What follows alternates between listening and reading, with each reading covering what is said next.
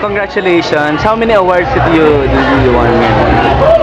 One, favorite female artist. Wow. Grateful ako. Thank you. Sobra. Parang medyo emotional ka. Oh. Congratulations. Siguro, dire-diretso lang talaga yung pagpapala na na-receive ko from God. So, parang na-overwhelm na talaga ako. He's just so faithful to me. Hindi ko makontinue na nararamdaman ko kasi alam ko talaga na, grabe, ang sobrang tight nung nomination eh. So, di ang San Jose, si Sarah Onimo is there. Angeline Tito Zia, parang, wow. Tapos parang ikaw yung manalo. Grabe, God. Anong different itong award na to sa ibang awards?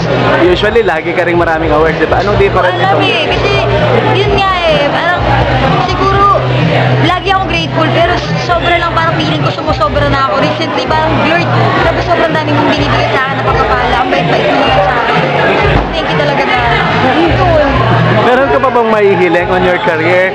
You go international through Singapore. Ngayon, parang another award sa Wala pa naman naman po, hindi pa naman po ako nag-international. Pinagdabday ko pa rin po yun. Pero kung meron man po akong hangad for ngayong career ko, I pray that gamitin pa ako ni God sa mas mainam pa. More than yung ginamit niya ako last year. Siguro gusto ko pang gumawa ng maraming inspirational songs. Gusto ko pa maraming matouch na buhay ng mga kabataan. Gusto ko pang kumanta ng kumanta. Hindi lang dito sa bansa natin. Pati na rin sa mga ibang bansa. So, yun.